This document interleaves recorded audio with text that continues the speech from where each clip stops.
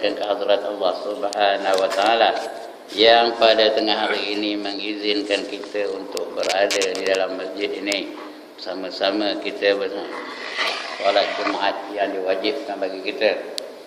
Dan sebelum itu kita abadikan sedikit masa untuk mendengar hadis Nabi sallallahu alaihi wasallam yang diriwayatkan oleh Aisyah radhiyallahu anha. Mudah-mudahan kita dapat pelajaran daripadanya dan dapat kita mengamalkannya dalam hidup kita dan dapat kita kebahagiaan dan keselamatan di dunia dan juga di akhirat. Hadisnya telah saya bacakan tadi, maknanya daripada Aisyah radhiyallahu anha. Aisyah ni tuan-tuan adalah isteri kepada Nabi Muhammad sallallahu alaihi wasallam. Itu namanya Aisyah, anak kepada Abu Bakar. Abu Bakar ni sahabat yang paling dikasihi oleh Nabi. Paling dikasihi oleh Nabi ialah Abu Bakar. Dan Abu Bakar ni dia sanggup mengorbankan apa saja untuk Nabi. Bila diminta derma untuk peperangan Tabuk, berapa dibaginya? Seluruh hartanya dibaginya kepada peperangan Islam, dalam perjuangan Islam. Itu namanya Abu Bakar As-Siddiq. Kerana dia yakin benar dengan Nabi Muhammad sallallahu alaihi wasallam. Ketika Isra dan Mi'raj, bila ditanya Abu Bakar, kamu percaya ke cerita Nabi Muhammad pergi ke Baitul Maqdis dari Mekah ni, semalam dia boleh balik dalam masa semalam, kamu percaya ke? Jawab Abu Bakar, kalau Muhammad yang menceritakan, tak usahkan dari Mekah ke Baitul Maqdis, sampai ke langit pun aku percaya, kata Abu Bakar. Sebenarnya Abu Jahal nak menceritakan bahawa Nabi Muhammad pernah ngabur pada mana dia telah naik ke langit malam tadi. Belum sempat dicerita tu dah kabur Abu Bakar, naik ke langit pun aku percaya, kata. Itu punya apa? Punya yakinnya dia akan Nabi Muhammad sallallahu alaihi wasallam. Sebab itu dia dipanggil Abu Bakar As-Siddiq. Selalu yang sering kali membenarkan Nabi Muhammad sallallahu alaihi wasallam.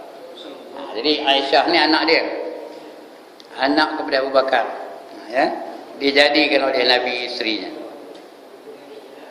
Apa kata Aisyah? Aku melihat Rasulullah sallallahu alaihi wasallam sedang menghadapi sakaratul maut.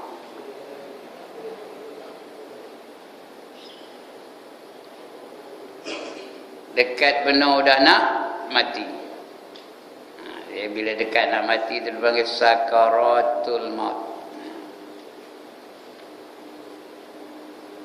Dan di sisinya ada sebuah mangkuk yang berisi air. Dekat dengan Nabi itu, dah dekat nak wafat, ada semangkuk air, diisi dengan air. Kemudian beliau memasukkan tangannya ke dalam mangkuk itu, lalu menyapu mukanya dengan air sambil berdoa, Ya Allah, berikanlah pertolongan kepadaku untuk menghadapi kepedihan mati dan sakaratul maut. Doanya dalam bahasa Arab, doanya apa? Allahumma a'inni ala ghamaratil maut wa sakaratil maut. Itu doa Nabi ketika nak wafat. Dekat udah dalam sakaratul maut. Sakaratul maut itu artinya mabuk mati. Tuan-tuan, sakit yang paling sakit ialah sakaratul maut. Semua orang nak merasa ni, saya nak merasa, tuan-tuan nak merasa, Ustaz Ali nak merasa, tuan pengurusi kita pun nak merasa, ahli-ahli AJK masjid pun nak merasa. Semua orang akan merasa sakaratul maut. Sebelum kita mati akan didahului dengan sakaratul maut. Mabuk mati ataupun sakit mati, sakit dari segala sakit. Sehingga nak mengaduh pun tak boleh. Nak mengaduh, kalau dia aduh, tak ada lagi nak mati kejap itu. Mungkin petang karang ke malam karang ke baru matinya. Orang yang kena sakaratul maut tu tak boleh langsung nak mengaduh pun tak boleh. Cuma suaranya aja menggelegak, kadang macam orang kena cekik. Itu orang kena sakaratul maut. Ini kita ni mana merasa lagi ni? Ya. Sebab itulah kita kena bersedia untuk menghadapi sakaratul maut. Sebab itu Tok Imam selalu doa apa dia? Allahumma hawin alaina fi sakaratil maut.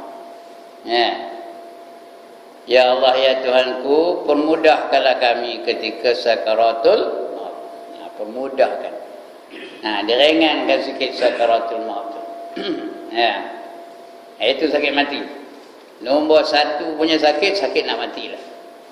Nombor 2 sakit nak beranak. Kata demek lah, saya dah tahu tak pernah merasa. Itu nombor 2 sakitnya, sakit nak beranak. Nombor 1 sakaratul maut. Cuma orang yang udah sakaratul maut tu tak boleh nak cerita. Kerana lepas itu dia mati tak ada cerita lagi. Itu yang kita tak tahu tu. Tapi Nabi-Nabi ada cerita. Rasul-Rasul ada cerita. Kata Nabi Muhammad, ditanya Nabi Muhammad, sakaratul maut tu macam mana? Macam mana sakaratul maut tu? Kata orang tanya Nabi Muhammad.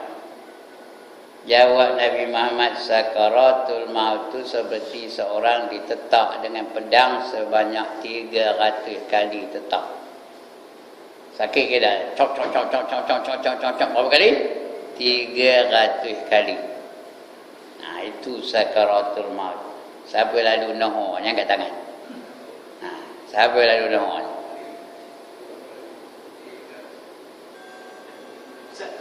Ya. Tumpang sikit Ustaz. Ya. Yang jatuh ke terbang tu, saya kata macam mana Ustaz? Macam mana? Yang jatuh ke terbang tu, saya kata dia ada, cuma dia tak ada nak ngabar pada kita.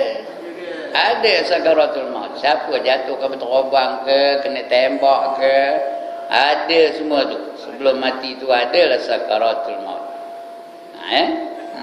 Cuma dia dah mati, tak ada lah cerita kita.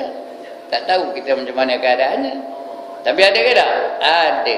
Semua orang akan merasa sakaratul maut. Walaupun dia matinya mengejut. Panah dia lintar.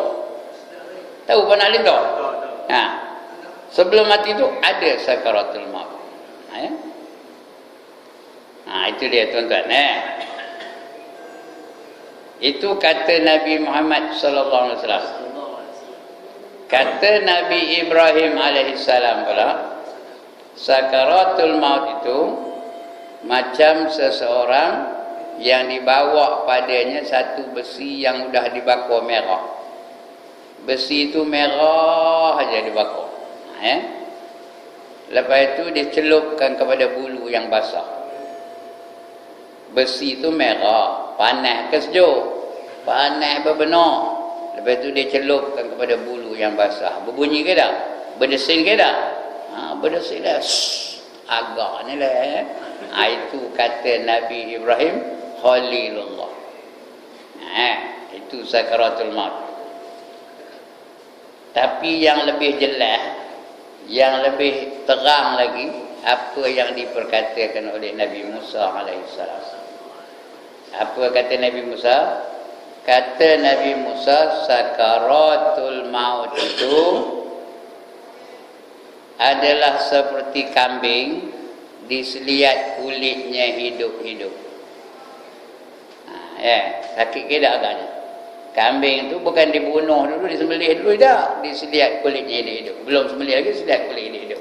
Itulah dia sakaratul maut, kata Nabi Musa alaihissalam. Siapa nak nerai lah, tanggalkan kuku tu daripada jari itu. Sakit ke tak? Itu kuku daripada jari, ini kulit daripada daging. Begitulah sakitnya sakaratul maut. Semua orang akan merasa sakaratul maut. Seluruh anggotanya akan sakit. Lepas itu baru kaku anggota-anggotanya. Yang mula-mula kaku apa? Kakinya. Kaki itu kaku. Tuan-tuan tak pernah tengok orang nak mati kan? Mula-mula kaku kakinya. Lepas tu dia naik ke atas sampai ke lutut. Lepas tu naik ke atas sampai ke paha. Lepas tu naik ke atas sampai ke pinggang. Lepas tu ke atas lagi sampai ke dada. Lepas tu sampai ke kerongkong. Bila sampai ke kerongkong kita tak boleh buat apa dah. Tengok aja. Falaula iza balaghatil hulqum wa antum hina idzin tanzurun, kata Allah. Apabila nyawa itu sampai ke kerongkongan, kamu tak boleh buat apa, hanya lihat aja, tengok aja. Bila doktor pun tak boleh buat apa-apa. Dia pun kena. Mana dia buat apa-apa? Bila time dia nak mati, dia pun habis tu. Ya, kita pula tengok dia. Kalau kita belum mati masa itulah. Itulah dia sakitnya sakit mati itu, ya. Amat dahsyat. Amat teruk sekali orang yang kena sakit mati. Cuma tuan-tuan dan perempuan, mana dia perempuan dia? Cuma tuan-tuan, ya, sakit mati ni ada faedahnya. Bukan langsung tak guna, ya. Apa saja yang Allah datang kepada kita ni ada hikmahnya. Sakit mati ni kalau kita sabar menghadapinya, itu tanda Allah nak hapuskan dosa-dosa kita. Syaratnya kita sabar. Yang menerima kedatangan sakaratul maut itu sabar. Kerana orang sabar ni pahalanya besar benar. Innama yuwaffas sabirun ajrahum bighairi hisab, kata Allah. Sesungguhnya pahala bagi orang yang sabar itu tak dapat nak dikira berapa banyaknya. Itu pahala orang sabar. Jadi Allah nak hapuskan dosa-dosa kita. Sebab itu disakitnya mati.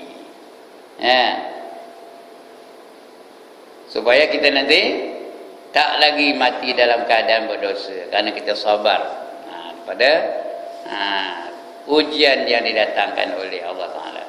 Ada orang tak berdosa, angkat tangan. Saya nak tengok benar mana kopi orang tak berdosa ni. Atau udah kita ni semua berdosa, sabarlah dalam menghadapi sakaratul maut. Nabi Muhammad ni ceritanya, riwayatnya, bila dia kena sakaratul maut, berpeluh-peluh menangis anaknya Fatimah melihatkan penderitaan baginda. Berpeluh-peluh. Dalam pada itu dia berdoa pada Allah Subhanahu Wa Taala. Tahu apa doanya? Bukan dia doa supaya jangan sakit mati dah. Sakit mati itu dia menderita, dia tahan. Tahu apa doanya? Ya Allah, ya Tuhanku, kata Nabi, kalau macam inilah hebatnya sakit mati itu, kumpulkan semua sakit mati umat aku, biar aku seorang nanggungnya. Tengok tu, ya, sayangnya dia pada kita, supaya kita tidak menanggung sakaratul maut, biar dia seorang menanggungnya. Sayangnya Nabi Muhammad kepada kita. Tanda kita ni menanggung penderitaan sakaratul maut, tapi doa ini tak dikabulkan oleh Allah. Ya? Allah tak kabulkan.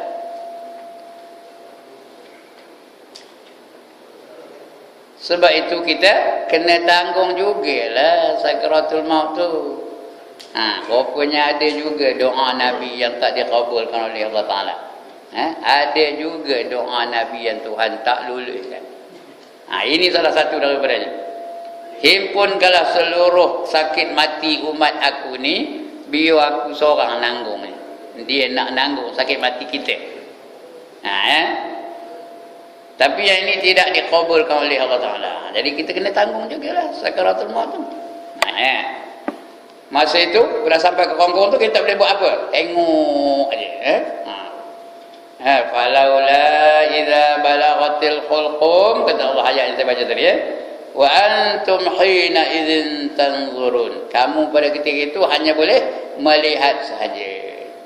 Ya, ketika itu tak boleh buat apa dah. Tak boleh buat apa, kena tunggu aje lah. Macam Ariel Sharon, kenal ke dia siapa orangnya Ariel Sharon ni? Ya Allah, tak pernah tengok siapa orangnya namanya Ariel Sharon. Bekas Perdana Menteri Israel yang banyak benar membunuh orang Islam. Tahu? Berapa lama dia terdeek sakaratul maut tu? Berapa lama? 8 tahun tuan-tuan. 8 tahun terdeek. Takkan 23 tak tahu apa benda terdeek.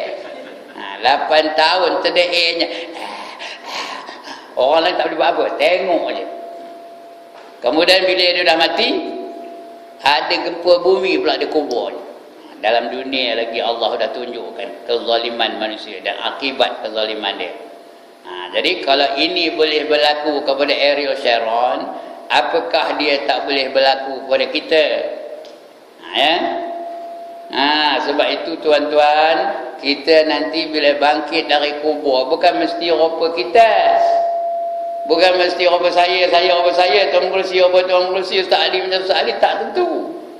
Kadang-kadang dia dibangkitkan rupa babi hitam. Siapa hendak bangkit rupa babi hitam? Angkat tangan. Di antara orang-orang yang dibangkitkan Tuhan macam babi hitam, di antaranya orang yang berkata-kata urusan dunia dalam masjid. Dalam masjid cerita kelapa sawit harga naik ke turun. Siap. Dalam masjid cerita siapa yang menang malam Perak ke Kedah. Siap. Dalam masjid cerita tentang dunia. Apa-apa saja urusan dunia cerita dalam masjid. Esok bangkit rupa apa? Rupa babi hitam. Yang kedua, orang yang ada 5 golongan. Orang yang akan dibangkit rupa babi hitam. Yang kedua, orang yang berkata-kata urusan dunia juga ketika Al-Quran sedang dibaca. Orang tengah baca Quran, dia cerita hal dunia. Cerita hal kelapa sawit lah, cerita hal getah lah, cerita hal langsat lah, cerita hal dukung lah, cerita hal royan lah. Esok bangkit rupa babi hitam. Yang ketiga, orang yang dibangkit dengan Allah macam babi hitam ialah mereka-mereka yang bersembang-sembang hal dunia ketika majlis ilmu sedang diadakan. Ustaz tengah ngajar, dia bersembang. Esok rupa babi hitam bangkitnya. Kalau tidak, buatlah. Kalau tinggi, kalau berani, buatlah. Esok rupa babi hitam bangkitnya. Yang keempat, orang yang cerita urusan dunia di dalam majlis kematian. Mayat tengah ada situ, dia cerita hal dunia. Cerita naik pangkat lah, cerita anak dia kerja itulah, kerja inilah. Esok bangkit rupa babi hitam. Dan akhir sekali yang kelima, orang yang bercerita urusan dunia di tanah perkuburan. Orang tengah nak menyelenggarakan jenazah, nak nanam jenazah, nak baca talqin, tu Imam Ali tengah baca talqin, dia cerita hal dunia.